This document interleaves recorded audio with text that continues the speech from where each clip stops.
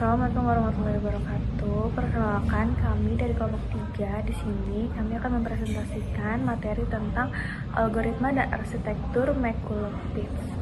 Sebelumnya izinkan kami memperkenalkan diri terlebih dahulu. Saya Tanzila Putri Fitriadi, dengarkan saya Rahmat Hakim. Oke, jadi McCulloch-Pitts neuron ini adalah model neuron buatan paling awal yang diperkenalkan oleh Warren McCulloch dan Walter Pitts pada tahun 1943. Nah, model ini tuh meniru cara kerja neuron biologis secara sederhana, yaitu dengan menjumlahkan input dan membandingkannya dengan nilai ambang atau threshold. Nah, untuk menghasilkan output berupa 0 atau 1.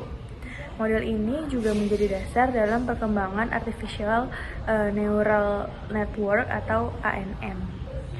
Oke, selanjutnya di sini tuh ada karakteristik dari McCulloch-Pitts neuron. Nah, yang pertama ada model sederhana. McCulloch-Pitts neuron ini berfungsi sebagai unit pemrosesan informasi yang menerima input, mengelolanya, lalu menghasilkan output berupa nilai biner, yaitu 0 atau 1. Nah, yang kedua ada input dan bobot.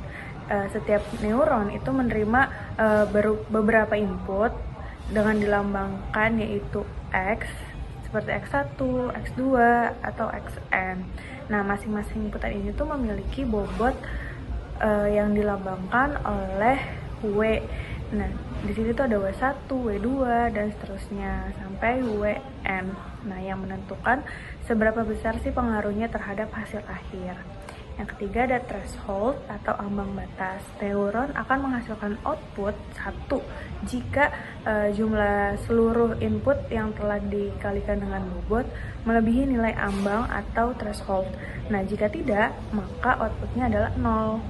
Oke, selanjutnya di bagian arsitektur ini kita bisa lihat alur kerja dari McCulloch-Pitts neuron. Jadi yang pertama itu tuh ada beberapa input yang masuk. Input ini tuh biasa dilambangkan dengan X1, X2, dan seterusnya. Nah, setiap input itu mempunyai bobot masing-masing. Jadi nanti tuh tiap input dikalikan dulu sama bobotnya. Setelah itu semua hasil perkalian yang tadi dijumlahkan. Nah, hasil penjumlahan ini yang nantinya dibandingkan dengan nilai threshold atau ambang batas. Nah, dari situ tuh kita bisa menentukan outputnya apakah 0 ataukah 1. Dan kalau untuk fungsi aktivasi di model ini sebenarnya cukup sederhana, yaitu pakai threshold. Jadi setelah kita dapat hasil penjumlahan yang tadi, langsung dibandingkan dengan nilai ambang. Kalau hasil lebih besar dari threshold, maka outputnya 1. Tapi kalau misalkan masih di bawah atau sama dengan threshold, maka outputnya itu adalah 0. Maka model ini outputnya cuma ada 2 kemungkinan, jadi benar-benar sederhana. Oke, selanjutnya ada kelebihan dan kelemahan dari McCulloch-Pitts neuron. Kelebihan yang pertama yaitu modal sederhana dan mudah dipahami. Yang kedua menjadi dasar perkembangan Artificial Neural Network atau ANN. Dan yang terakhir dapat digunakan untuk operasi logika sederhana seperti AND, OR, dan NLP. Nah, adapun kelemahannya yang pertama yaitu tidak memiliki kemampuan belajar atau non-learning. Yang kedua, outputnya terbatas, hanya biner 0 atau 1. Dan yang terakhir, tidak dapat menyelesaikan masalah kompleks, contohnya itu XOR. Baik, next.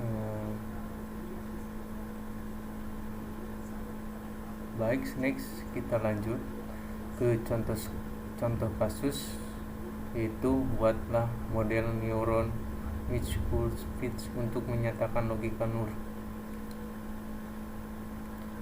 Next, di sini ada file Excel, di mana pada file ini ditampilkan sebuah model neuron McCulloch-Pitts yang digunakan untuk mempresentasikan fungsi logika NUR.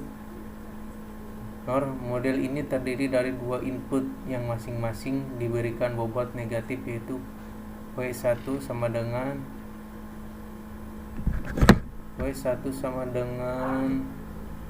min 1 dan W2 sama dengan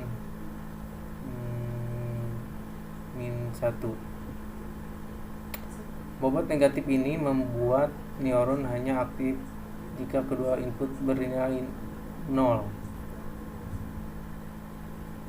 ya. Selain itu, model ini menggunakan nilai ambang atau threshold. Nah, ini threshold sebesar 0. Artinya neuron akan menghasilkan output 1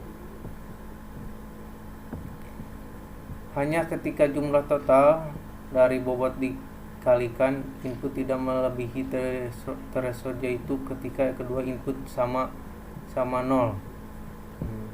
Ini bisa dilihat. Struktur yang ditampilkan dalam tabel menunjukkan hubungan antara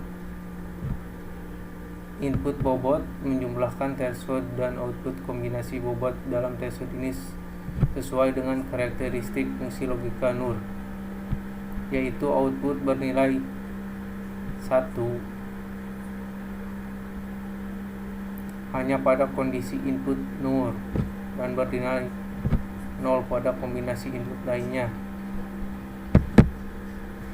Dengan demikian, file ini memberikan gambaran visual mengenai bagaimana sebuah neural chip dapat dipakai untuk merepresentasikan fungsi logika dasar.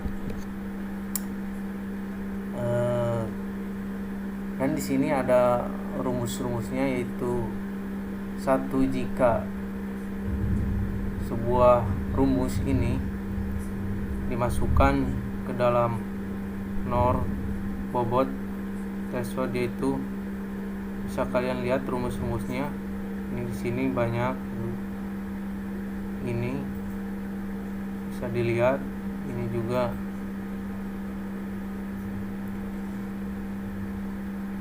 Mungkin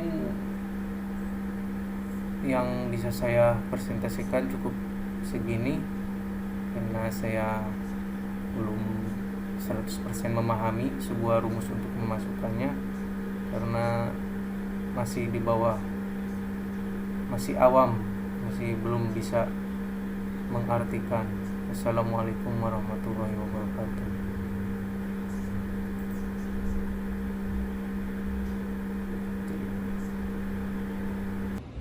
Sekian yang dapat kelompok kami sampaikan, kurang lebihnya mohon maaf. Wassalamualaikum warahmatullahi wabarakatuh.